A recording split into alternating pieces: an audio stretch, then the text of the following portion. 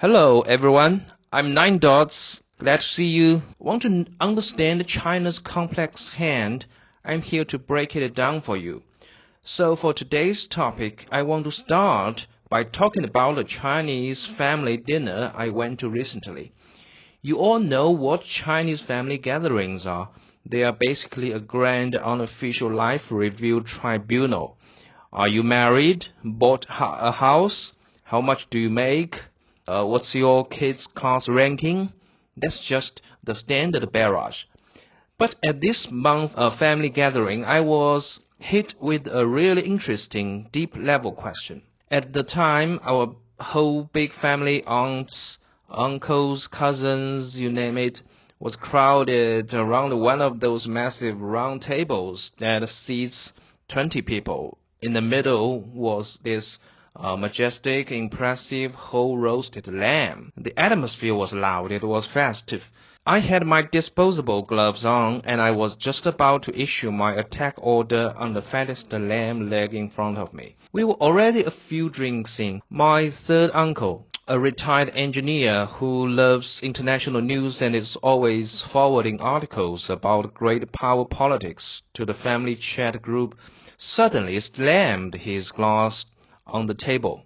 That sound, it was like the signal before a martial arts hero makes his entrance in a movie. The roar of the entire table instantly died down. My uncle cleared his throat. His gaze scanned the room like a radar, and finally it locked right onto me, the nephew who can usually hang with him on topics like international relations and political news. He spoke, his voice booming, ensuring everyone at the table could hear. "Hey kid, Uncle's got a question for you. Look how amazing our country is now, right? We have the Beidou satellite system in the sky, aircraft carriers in the sea. Our 5G technology has the whole world running scared. But this year's Nobel Prizes, we got nothing again. Our neighbors, the Japanese, just picked up 2. In the last 25 years, they've won 22. We have 1.4 billion people. How have we, in over 100 years, only managed to get a few? Even if you calculate it by lottery odds, it should have been our turn several times by now. What is going on here?" The moment he said that, I knew it would be a while before I got to eat that hot, delicious lamb leg. My uncle really knows how to pick his moments. But what can you do? When an elder asks you a question like that, you have to take it seriously and give a thoughtful answer. But honestly, that question is brutal. It's like a surgical scalpel. Just when you are at your most proud, your most inflated, it precisely and ruthlessly cuts open that shiny, magnificent robe of the great rejuvenation, forcing you to see the somewhat malnourished, awkwardly framed body underneath. Recently, the official state media, Beijing Daily, published an article arguing that winning foreign awards is not the metric that defines China's level of development. I will quote them directly. The Beijing Daily, in an opinion piece published on Thursday, October the 16th, said that simplifying the complex, long-cycle issue of scientific development into a numbers game of awards, this Nobel anxiety is not only unhelpful for improving public scientific literacy, but it also invisibly fosters a defeatist social mindset. The article states that the controversy surrounding the Nobels has never stopped. Even the natural science awards, which are generally considered objective, are far from a perfect measuring stick, and it mentioned disputes over selection criteria, a time lag in results, and diverging selection philosophies. So today, I want to use my uncle's question and this official response to do a deep dive with you all, with no punches pulled, to peel back the layers on why one of the most populous and supposedly one of the most intelligent nations on this planet is collectively invisible when it comes to the Nobel Prize, the symbolic pinnacle of human intellect. First, let's not go with feelings. Let's look at the data. Data is the ultimate reality check. From 1901 to today, let's just talk about the three most hardcore science categories: physics, chemistry, and physiology. In these three fields, how many winners were homegrown? That is, born, raised, and did the vast majority of their research in mainland China? Only one, Ms. Tu Youyou in 2015. One, friends. In a country of 1.4 billion people, what does that even mean? Let me give you an example. Class A has 50 students, and 20 of them got into the Ivy League. Our Class C has 1,400 students, and only one kid made it onto the community college honor roll. And the principal is still on the loudspeaker proudly announcing our class has achieved a historic breakthrough. The most painful part is the comparison with our neighbors, Japan, with a population of just over 100 million, about the same as our Guangdong province. Just in the 21st century, these last 20-some years, how many Science Nobels have they won? Over 20. They are not just dumping dumplings, a Chinese expression for cranking things out. They've opened an all-you-can-eat dumpling buffet, and it's unlimited. Even Switzerland, a country you need a magnifying glass to find on a map, with a population of less than 9 million, fewer people than in Beijing Chaoyang district. They've won over 20 science Nobels. So the question is why? Are Chinese people not smart enough? Wow, if you dare say that in China, you'd better watch your back when you go out. We call ourselves the nation that values education most in the world. Parents are willing to sacrifice themselves for their kids' education. Our children start the Jiwa, chicken blood parenting, from kindergarten competing all the way to the Gaokao, the college entrance examination. That's seeing 1,000 armies storming a single log bridge. It's as brutal as the Spartan phalanx. To say we are not smart, the whole world would disagree. Well, is it because the country doesn't invest enough money in research? Even more wrong. In recent years, China's R&D funding has shot up like a rocket. The total amount has long been number 2 in the world. All kinds of high-end state-key laboratories are built to be more luxurious than 5-star hotels. I have a friend at the Chinese Academy of Sciences who told me a lot of their equipment is the latest model, the kind that labs in Europe are still drooling over. So what is it? We have the smart people, we have the money, we have the equipment. What is the final product? The Nobel Prize. It's like you've got the finest flour, eggs, cream, and the top of the line oven, and in the end, all you managed to bake is a single burned piece of bread. Something must be wrong with the process. Today, I'm inviting you to be a detective with me. We're going to peel back the layers of the onion wrapped around this mystery and see what truth is hiding in the center, making us all cry. This first layer of the onion, the outermost and the toughest layer, is exactly what my uncle is so proud of, the Beidou, the aircraft carriers, the 5G. Behind all these things is a common gene, and that is deep in the bones of the Chinese people. There is a profound, unshakable sense of insecurity. This insecurity comes from over 100 years of humiliation and from a millennia-long cycle of what is long divided must unite. What is long united must divide. Therefore, stability and security are the highest pursuits etched into our genes. This collective subconsciousness naturally projects itself onto our expectations for science. When I was a kid, the school would organize movie viewings. It was always the same few films. One of them left a deep impression on me. It was called 横空出世, Birth of the Atomic Bomb. It was about a group of scientists and soldiers out in the Gobi Desert, living in dugouts, relying on abacuses and their indomitable will to somehow build the atomic bomb. The movie was tragic, it was epic, it was incredibly moving. I remember our entire class was in tears.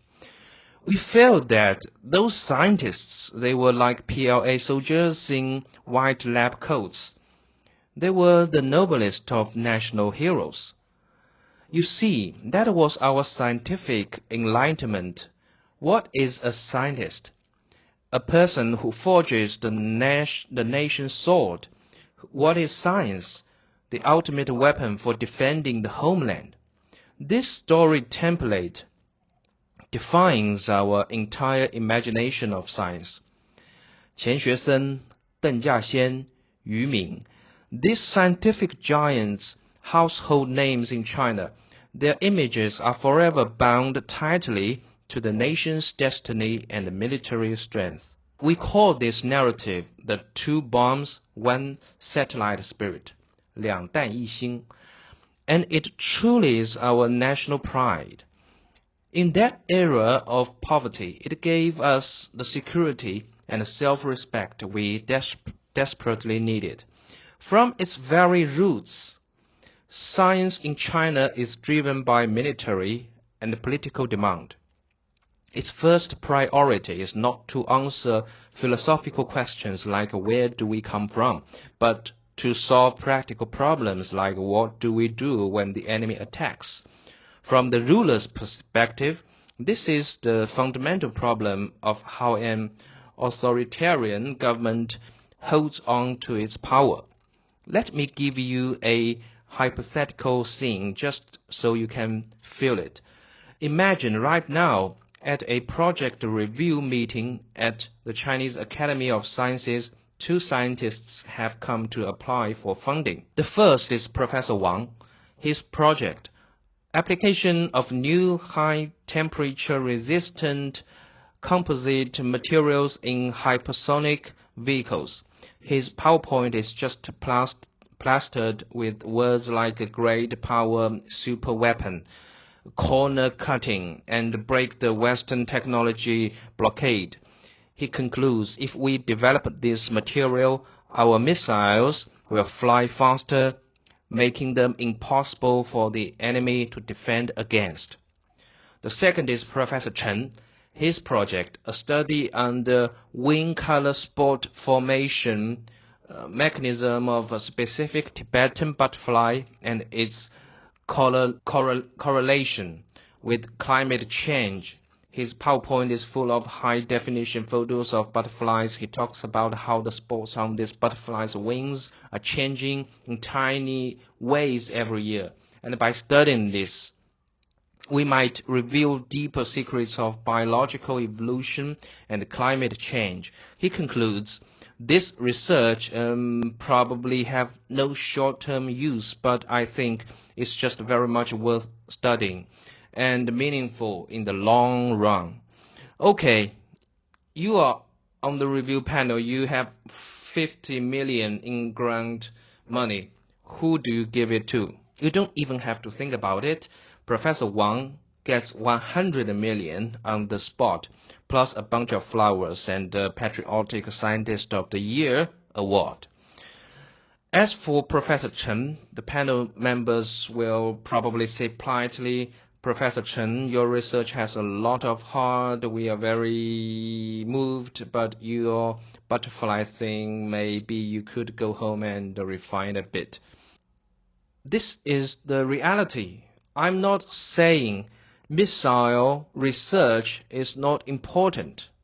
It's absolutely vital, but the healthy scientific ecosystem, one that can produce disruptive innovation, should be a rich, diverse tropical rainforest.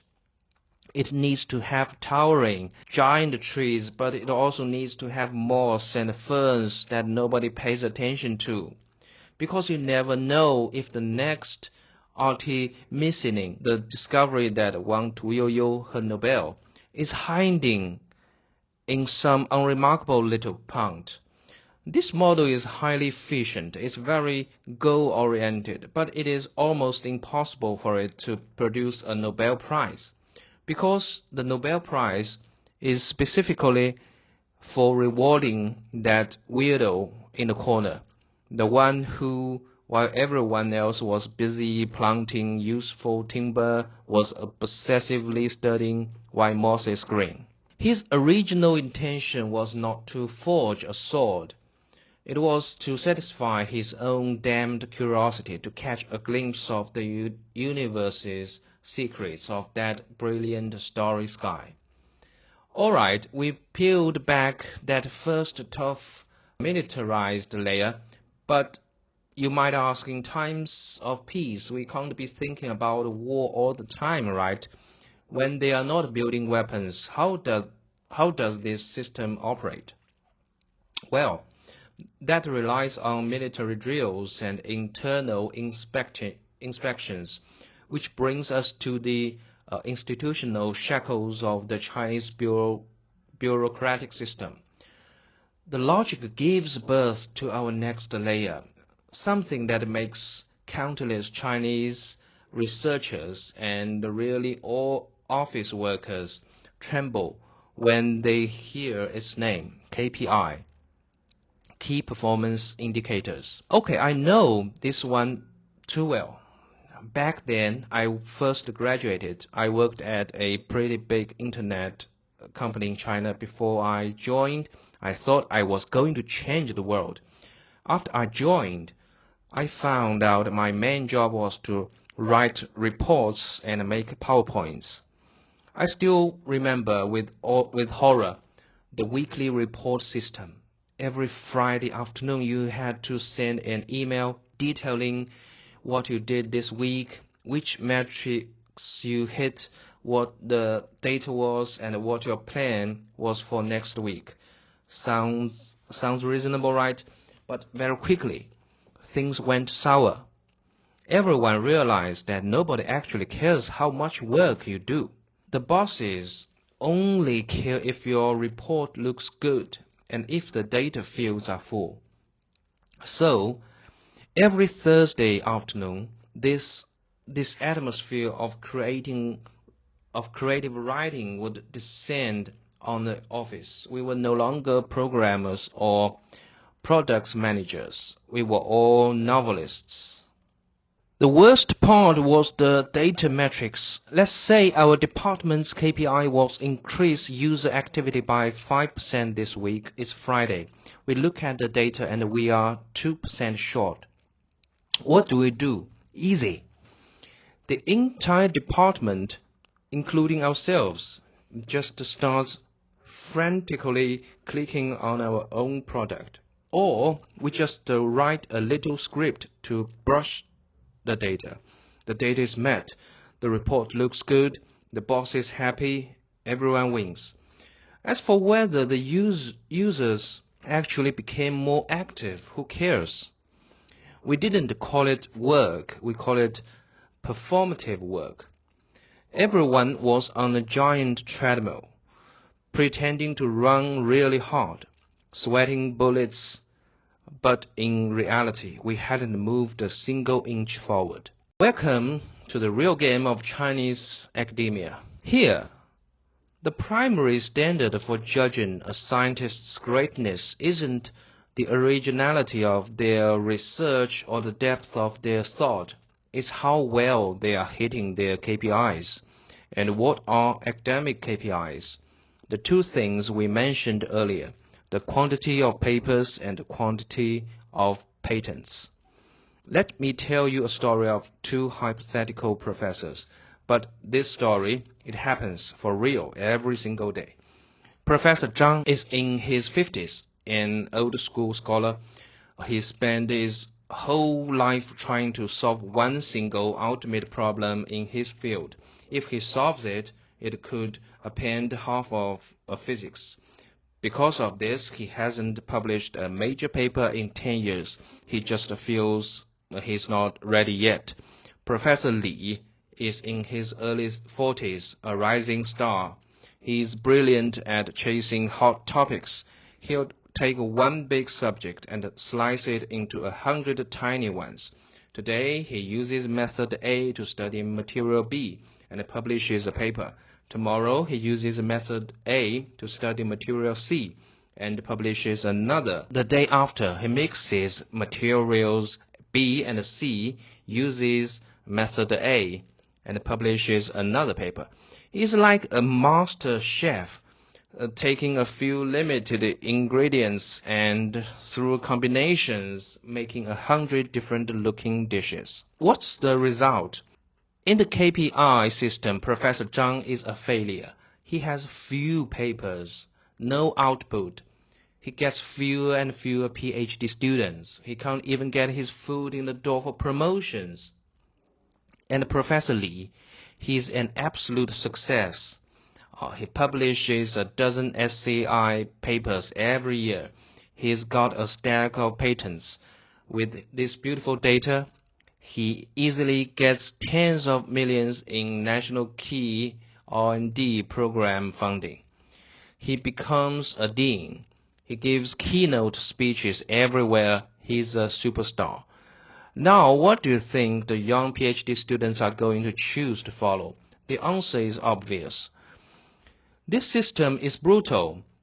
It's a brutal reverse selection process. It filters out the Professor Zhangs who are gazing at the stars, and it rewards the Professor Li's who are masters of calculation. And so we see a world-class miracle. In 2018, China's total number of research papers surpassed the United States, ranking first in the world. Our patent applications have topped the charts for years, accounting for almost half of the entire world's total. Sounds amazing, right? But behind that shiny data is a massive bubble. A huge number of those papers are academic junk, published in low-impact journals.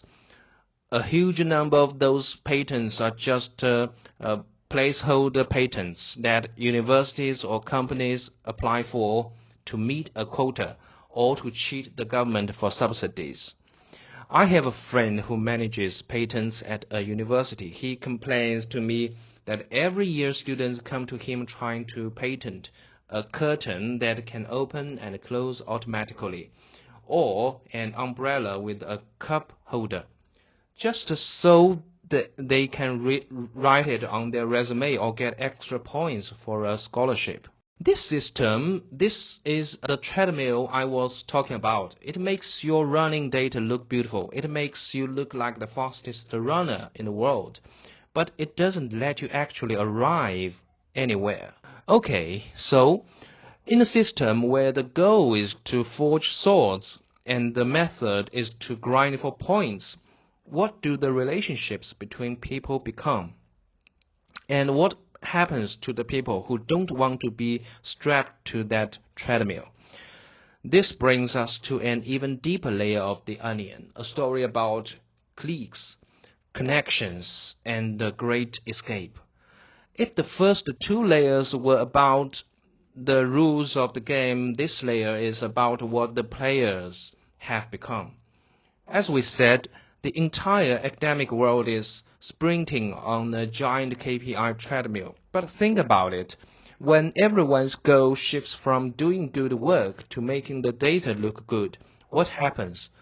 It inevitably leads to shortcuts. And in Chinese society, the biggest, oldest, and most effective shortcuts is called Guanxi, or relationships, or to put it more bluntly, cliques. Let me tell you another true story from my friend. On paper, the city's 120 million RMB pipeline job looked like a layup for Company A. Strong tech, low bid. Company B, except it had one killer card. Boss Liu and the city investment VP, Mr. Zheng, were old classmates. Same alumni chat, same handshakes. Before the tender even dropped, the old boys' table was already set. Liu never talked cash, only help, school placement advice for Mr. Zheng's kid, a specialist doctor appointment, weekend sessions with a youth team coach. After a few toasts, the rules got massaged. The tech score weight quietly cranked up. A certain model of equipment became mandatory. Guess who could tick those boxes? Bid day comes. Company B's technical proposal reads like it was tailor-made for the panel. Step-by-step workflow the supervisor loves. Spotless, civilized site layout. The owner obsesses over chef's kiss. On the scoring panel, two social friends of Zheng, nothing traceable, just a couple of alumni photo overlaps. Somehow got the memo in the subjective sections. Result? The higher-priced Company B wins on aggregate. Everything looks squeaky clean. Public notice, minutes, score sheets, glossy equipment photos, the whole procedural cosplay. Company A can't even complain. They just sigh at the coffee machine. It's not that it's opaque. You just weren't at the table. No plot twist here, just a reminder. Lots of victories are born on stage, but they are raised backstage. That was the moment I finally understood something my dad had been telling me since I was a kid. In China, Guanxi, relationships are productivity. This clique culture is everywhere in Chinese society and also in academia. A place that should be the purest. It has evolved into a series of indestructible academic fiefdoms. Each fiefdom has a boss, usually a dean. The members of that fiefdom, bound by teacher, student, or alumni ties, form an interest-based community. Projects, funding, awards, it all circulates inside these fiefdoms. If you are not part of that circle, I don't care if you are the reincarnation of Albert Einstein, you can't get in. Okay, with that background, let's look back at the ethic Chinese scientists who did win the Nobel Prize. You'll find their stories really only fall into three categories. Model 1, the system glitch. Ms. Tu Youyou. She was the lone wolf who didn't belong to any fiefdom. He was a 3-no scientist. No doctorate, no overseas study, no membership in the Chinese Academy of Sciences. In a system based on seniority and connections, she should have been completely invisible. But she succeeded. Why? Because she was assigned to a political mission, which allowed her to bypass the normal academic circles and report directly to the top. And her methods were extremely unmainstream. She didn't rely on fancy equipment. She relied on the brute force method of reading through ancient medical texts one by one. Her success to that clique system was a total accident, and you can see this in the reaction of the domestic academic world after she won. Was it a heartfelt celebration? No. It was mostly embarrassment, jealousy, and sour grapes. A lot of people said she just got lucky. They said the achievement was collective, and she shouldn't get all the credit. You see, the system would rather deny the greatness of a glitch than admit that it its own program is broken. Model 2. The birds who flew before the cage. In 1957, when Li Zhendao and Yang Zhenning won the Nobel, the People's Republic of China was only 8 years old. Their university education was completed at a place called Southwest Associated University, Xinan Lianda. That place is a myth in the history of Chinese education. During the war against Japan, China's top 3 universities, Tsinghua University, Peking University, and Nankai University, moved to Kunming in Yunnan province. They merged into a temporary campus made of thatched roof huts.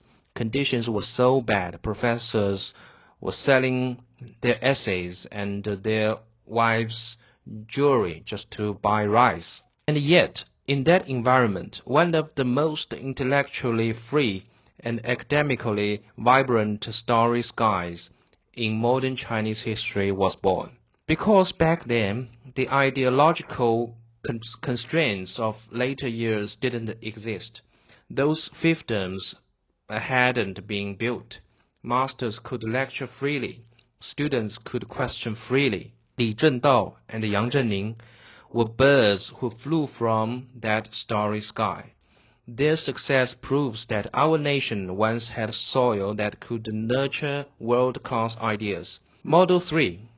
The birds who fled the cage. Besides those few, every other ethnic Chinese Nobel laureate in the sciences, Charles Gao, Gao Kun, Daniel Cui, Cui Qi, N.T. Li, Li Yuanzhe, Roger Chen, Qian Yongjian, their stories all fall into this one category, the talented diaspora. They are like premium grade seeds. Their genetic code is brilliant, but they found that the soil in their homeland was either too hard or too salty, or it was already occupied by a few big fiefdoms, and there was just no room for them to sprout. So they had to choose, or perhaps they were lucky enough to be carried by the wind across the ocean to that freer, more fertile soil, where they could take root and grow into giants. I have no intention of judging the moral high ground of their personal choices, but in the evaluation system of the Nobel Prize, the answer is clear. It rewards the one who opened a window for humanity, not the one who forged a sword for a specific nation. Okay, we've told the story of the cage, but there is one final question left. How was this cage built in the first place? What is its deepest foundation?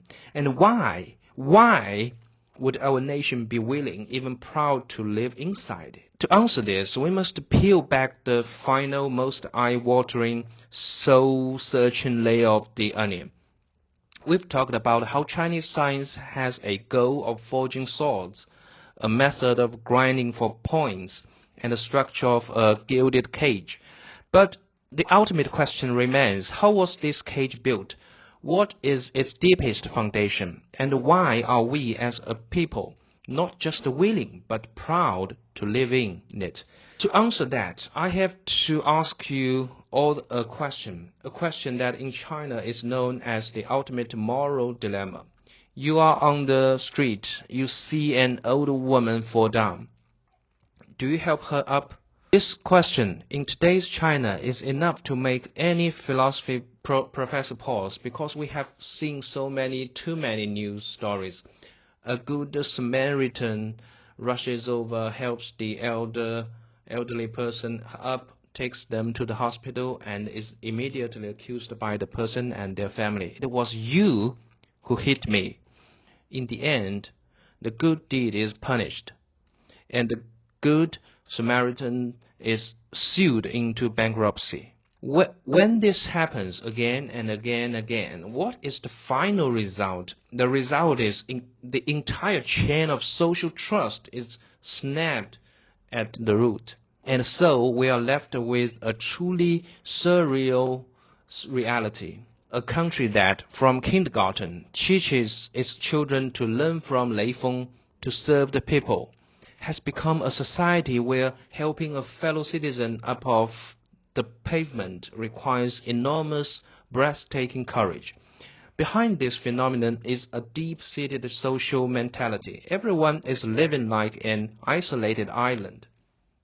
We are radically focused only on our own interests and our own safety. The first reaction to another's suffering is not empathy. It's get away. Don't let this get on me. We can call this the collective death of altruism. What does this have to do with science? Everything. Because the grand, magnificent cathedral of modern science, its most central, most critical cornerstone is precisely altruism. You've all heard Newton's famous line, right? If I have seen further, it is by standing on the shoulders of giants. That sentence is the perfect encapsulation of the scientific spirit. What does it mean to stand on the shoulders of giants? It means that the giants, Copernicus, Galileo, Newton, Einstein, they have to be willing to let you stand up there. They took their life's work, their most precious discoveries, and they selflessly published them for all to see in papers and books. That is the top-tier altruistic act. Then the next scientist is able to trust that this published work is true and then builds upon it. That is trust. Openness, trust, collaboration, legacy. This spirit, built on the foundation of altruism, that is the real secret to how science makes progress. The entire scientific community is a utopia, built on the assumption of goodwill. Okay, now let's look back at our own soil. In a society where we have to have a national debate about whether it's safe to help an old lady who fell, how can you possibly expect that the spirit of selfless sharing and the mutual trust that science requires will just grow here naturally? When a scholar publishes a paper, our first reaction is often not, "Wow, what a discovery! Is this data faked?" When a team makes a breakthrough, the first fight isn't about how to advance it. It's about whose name goes first on the author list. How do we split the profits? Decades of a brutal philosophy of struggle has taught us a survival code. Trust no one. Trust no one. The relationship between people is just a competition, mutual exploitation, and mutual suspicion. The sophisticated egoist is seen as the winner in life, while the idiot, the idealist, is ruthlessly mocked and filtered out. In this barren, you could even say toxic soil, how can that delicate seedling of science which needs altruism and trust to grow, how can it possibly thrive? It can't. It will just wither and die. Remember those two other Nobel Prize winners we mentioned earlier, the writer Gao Xingjian and the scholar Liu Xiaobo. Why are they seen as enemies of the state? Because their work, their ideas, at their core, call for a humanity and a love that transcends the nation, that transcends the ethnic group. They are calling for exactly that basic altruistic spirit that allows human beings to feel empathy for one another. You see, the logic is a closed loop. When a system views basic love and empathy as a threat, it has at its very root completely exterminated the soil where the scientific spirit could ever grow.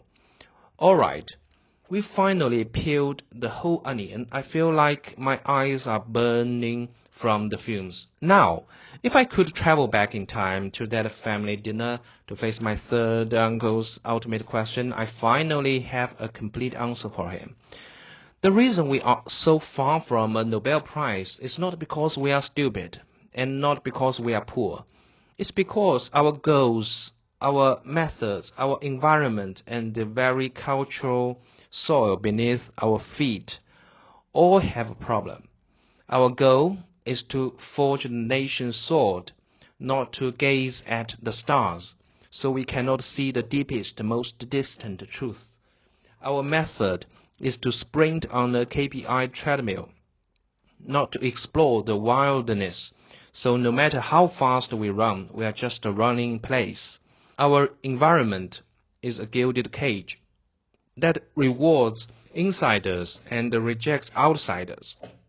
So our true geniuses are either pushed out or they just leave. And most importantly, the soil beneath our feet, because of the death of trust and the disappearance of altruism, has become barren. It cannot grow the fruit of science, which requires openness, trust, and collaboration to blossom. Still have a lot to change. But what each of us Chinese can do is to make a little noise, to insist on a little common sense, to protect that little ember of why, that curiosity, inside our own hearts. And the next time when we see someone who needs help, maybe more of us will have the courage to reach out a hand, to start to rebuild that broken chain of social trust. When a child can say, my dream is to study butterflies for my whole life, and we don't scold him for not having a useful job, but instead we feel genuinely proud of him. Maybe at that time, this barren soil will have finally received its first sweet spring rain, the kind that can soak all the way down to the roots. And we are just a group of people standing on this land, patiently waiting for the rain. All right, that's all for today. This topic was a bit too heavy, I know, but I hope it gave you all something to think about. If you like my content, don't forget to like and subscribe to my channel. I'm 9 Dots Guy. I'll see you next time.